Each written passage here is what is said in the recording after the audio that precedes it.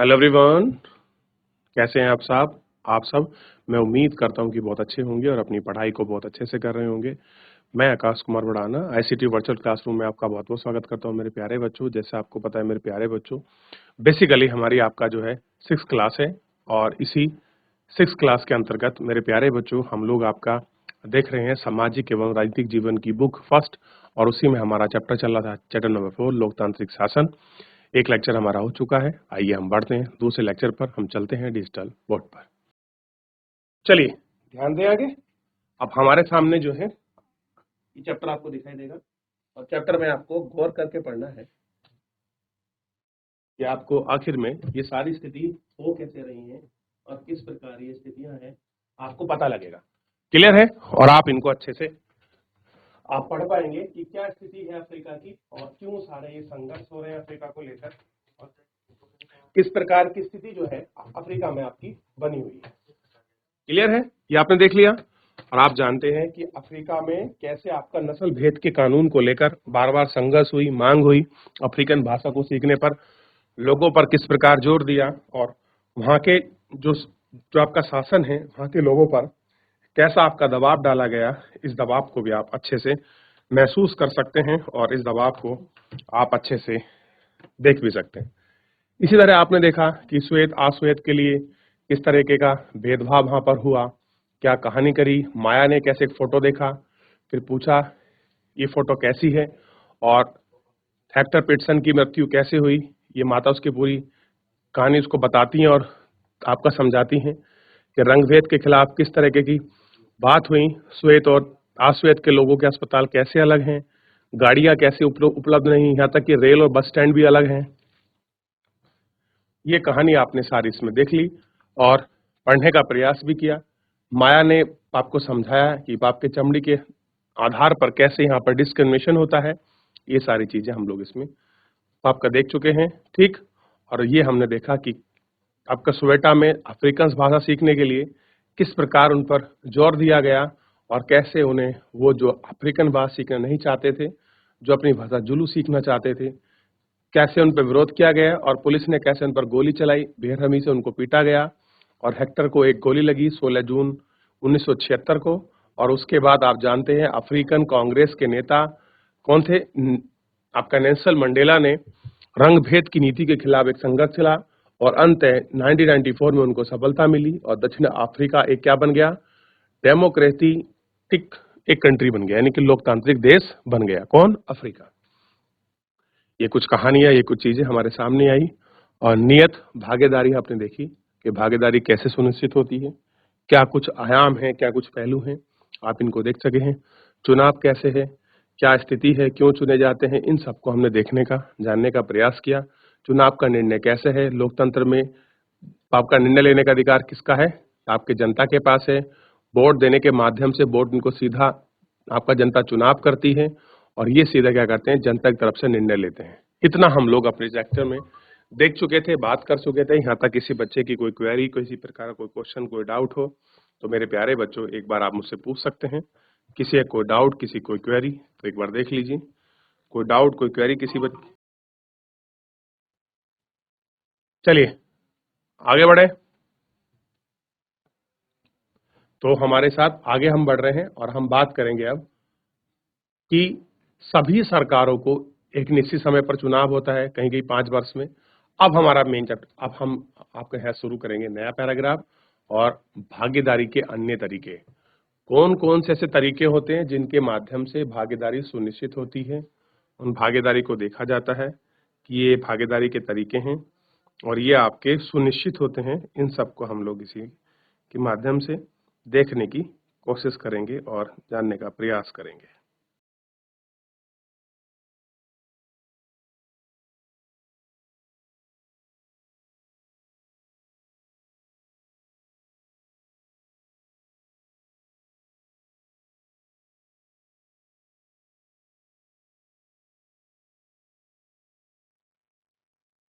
चलिए आगे बढ़ रहे हैं और यहाँ से आगे हम लोग अब अच्छे से और भी पुनः इसको देखकर बात करेंगे। चलिए, इसी के तहत हमने बहुत सारी चीजों को पढ़ा, देखा और समझा है।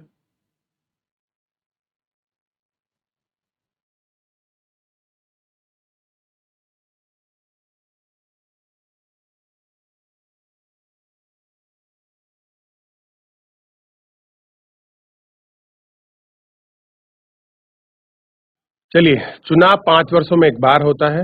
वोट डालने के अलावा लोकतांत्रिक सरकार के निर्णय और नीति महानिर्माण में भाग लेने के लिए कई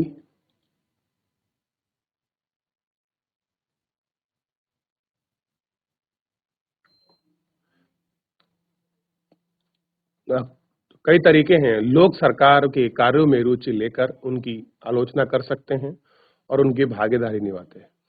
अगस्त 2025 में एक खास सरकार ने बिजली का किराया बढ़ाया। कह रहे हुआ क्या कि 2005 में क्या करती है, कोई गवर्नमेंट रही होगी किसी स्टेट की, उन्होंने एक बिजली का आपका जो किराया बढ़ा दिया। मैंने अगर 5 रुपए थी, 5.25 या 6 रुपए कर दी। तो लोगों ने अपना विरोध बहुत ही तीखे रूप में व्यक्त किया। लोगों ने अपना विरोध शुरू किया। लोगों ने जुलूस निकाले, हस्ताक्षर अभियान चलाए, सरकार को निर्णय से बचाव के लिए तर्क दिया, लोगों को समझाने की कोशिश की। लोग अंततः उन लोगों की माननी पड़ी और बिजली को के बढ़ाए गए कदमों को घटाना पड़ा। सरकार को अपना निर्णय बदलना पड़ा क्योंकि वह आम जनता के प्रति जिम्मेदार है। लोग किसके प्रति जिम्मेदार हैं? आम जनता के। ऐसे कई तरीके हैं जिनके द्वारा लोग अपनी राय व्यक्त करते हैं। लोगों को सरकार को समझने और उनकी कार्रवाई करनी चाहिए। ध्यान देने तरीके जुलूस, हड़ताल, अक्सर अभियान शामिल है और इनके जरिए हम गलत बातें हैं जो आपके न्याय संगत होती है और उनको समझने लायक बनाया है। ठीक है, ये सारी चीजों को आपका रखा गया है कि क्या कुछ कैसे है। अखबार, आपके पत्रिकाएं, आपके टेलीविजन भी जनता से जुड़े हैं। मुद्दे और सरकारों की जिम्मेदारी की चर्चा और भूमिका आपकी निभाती है। कैसे जिम्मेदारियां हैं, क्या सब कुछ निभा रही हैं, किस प्रकार ये सुनिश्चितता है, यह आपको देखने के लिए प्रयास करना पड़ेगा और इनको हम लोग आपका देखेंगे कि ये कैसे सुनिश्चित किया जा रहा है।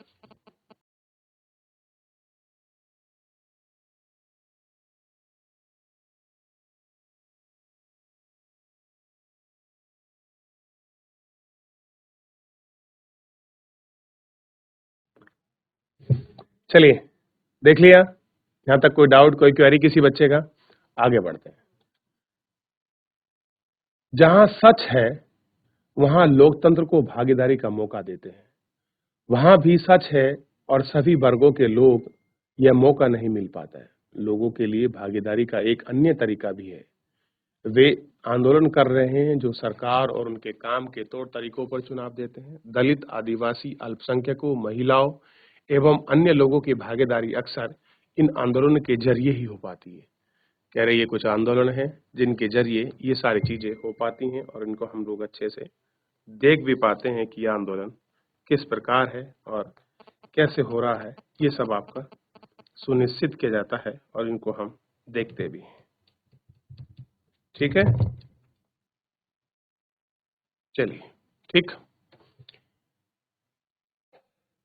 अब देखिए, दलित, आदिवासी, अल्पसंख्यक, महिलाओं व अन्य लोगों की भागीदारी अक्सर इन आंदोलनों के जरिए ही होती है। कह रही कुछ तौर तरीके हैं जिनके जरिए ये सारे होते हैं। अगर देश के लोग सजग हैं और इस बात में रुचि लेते हैं कि देश कैसे चलता है, तो उस देश की सरकार को लोकतांत्रिक स्वरूप भी मजबूत बना देगा।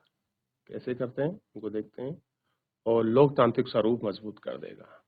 अगली बार हमें शहर, कस्बे और गांव की गली से कोई जुलूस गुजरते हुए देखते हैं तो हम हम किस तरह एक क्षण का रुख करते हैं कि जुलूस है, उसे ये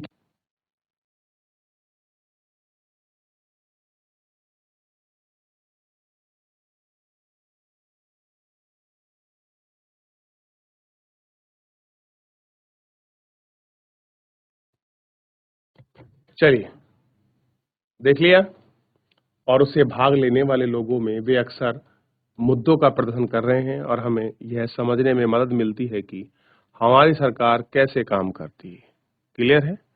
क्या मिलती है? ये हेल्प मिलती है कि हमारी गवर्नमेंट काम कैसा करती है, हमारी सरकार किस तरीके से करती है। क्लियर है? चलिए, ध्यान रखिए, देख लीजिए इतना। या तो कोई डाउट, कोई क्वेरी किसी बच्चे का?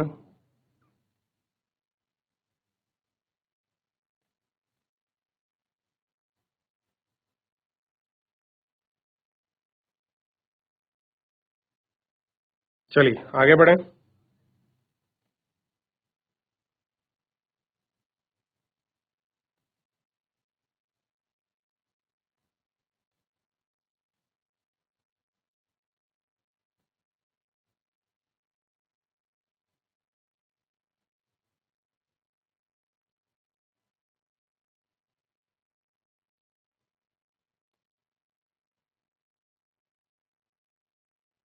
चलिए शाबाश, आगे बढ़ जाते हैं और एक एक करके इन सारी चीजों को हम देखते हैं।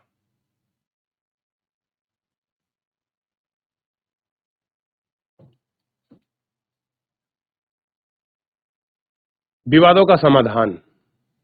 आपने माया की कहानी में पढ़ा कि कैसे लोग विवाद और समस्या के समाधान के लिए कई बार बाप का हिंसा का प्रयोग करते हैं, और ऐसा इसलिए होता है क्योंकि एक समूह यह मान लेता है कि दूसरा समूह उसका विरोध करने के लिए बल का प्रयोग कर रहा है। एक क्या सोचते हैं कि भैया जो भी कुछ हो रहा है ये हमको रोकने के लिए, हमको दबाने की कोशिश है, और यही वजह सब कुछ होता है। माया की कहानी में दोबारा पढ़िए, आपको लगता है कि पुलिस द्वारा किए गए हेक्टर की हत्या को रोका जा सकता है था, और कैसे बिल्कुल रोक सकते थे। प्रदर्शनकारी जब हमला, मतलब वहां प्रदर्शन उग्र था या मान लीजिए जैसा भी था, तो उसमें आंसू के गोले इत्यादि छोड़कर वो उनको रोक सकते थे, कंट्रोल कर सकते थे, समझा सकते थे, लेकिन गोली चलाने की इतनी कोई आवश्यकता थी नहीं। लेकिन उन्होंने गोली चलाई आवश्यकता की, इस वजह से सारा स्थिति जो है आपकी बिगड़ गई। ठीक है, और ये हमको देखने के लिए मिली।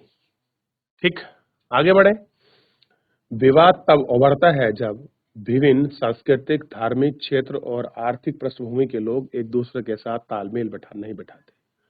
क्या करते हैं? ये एक दूसरे के साथ तालमेल नहीं बैठाते हैं। ऐसा तब होता है जब कुछ लोगों को लगता है कि उसके साथ भेदभाव किया जा रहा है, और लोग अपने भेदभाव को खत्म करने के लिए हिंसात्मक तरीके भी अपनाते हैं, जिनसे अन्य लोगों को भय और असुरक्षा की भावना फैलती है। सरकार की यह जिम्मेदारी है कि वह आपका विवादों का समाधान करे। जब भी किसी को असुरक्षा की भावना लगती है, कोई भी ऐसी असुनिश्चितता महसूस होती है, तो हमारे सरकार की जिम्मेदारी है कि उसको अच्छे से ध्यान रखें, अच्छे से उसका पालन करें कि दोबारा ऐसी चीजें ना हो, ताकि सुनिश्चितता बनाई जा सके, उनको रखा जा सके।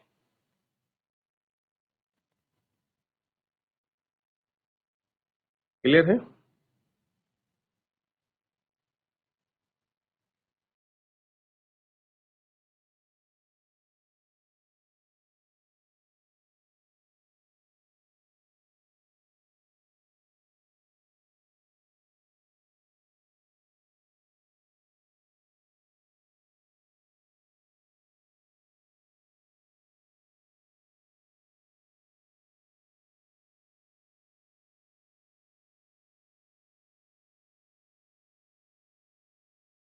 हो गया।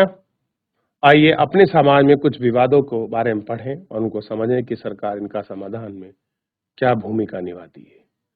धर्म जुलूस और उत्सवों में कई बार कारण बनता है। उदाहरण के लिए, धर्म जुलूस किस तरह के रास्ते पर निकलते हैं, ये हमको देखना है। यही कई बार विवाद का कारण बन जाता है। कई बार अहिंसक भड़कने का खतरा, और कभी कभी जुलूस में उत्तेजना हो जाती है और ये लोग पत्थर फेंकने या उसे रोकने की कोशिश करते हैं। सरकार को, खास पुलिस, ऐसे मौके पर बहुत महत्वपूर्ण भूमिका निभाती है। पुलिस की जिम्मेदारी ये सुनिश्चित करती है कि जिम्मेदारी की सुनिश्चित करनी होती है कि आप आपस में टकराव की स्थिति पैदा ना हो। क्या ना हो? आपस में टकराव ना हो, समन्वय बना रहे, और ऐसी कोशिश की जाती है कि हिंसा ना भड़के। सभी पक्षों को एक जगह बैठाकर यह बात करनी है ताकि विवाद का समाधान निकाला जा सके।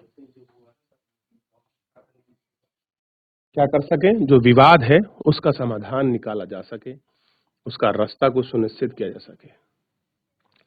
नदियां भी कई बार विवाद का कारण बन जाती हैं।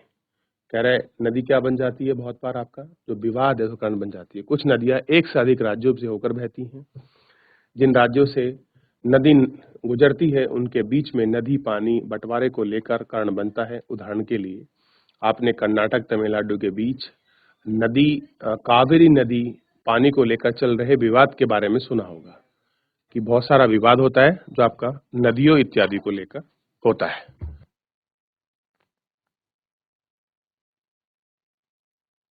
क्लियर है?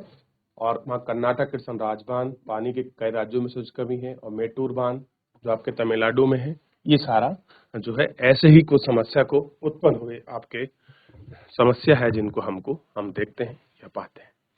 चलिए ध्यान दीजिए। तो हमने बहुत सारे तरीकों को देखा कि अगर कोई विरोध होता है तो उसको किस तरीके से समन्वित किया जा सकता है, कैसे उसका निराकरण किया जा सकता है। चलिए फिलहाल आज के लिए इतना ही, मिलते हैं नेक्स्ट लेक्चर में। तब तक अपना ध्यान रखिए, स्वस्थ रहिए, अपनी पढ़ाई को बहुत अच्छे से करते रहिए। मुझसे जुड़ने के लिए आपका बहुत बहुत धन्यवाद।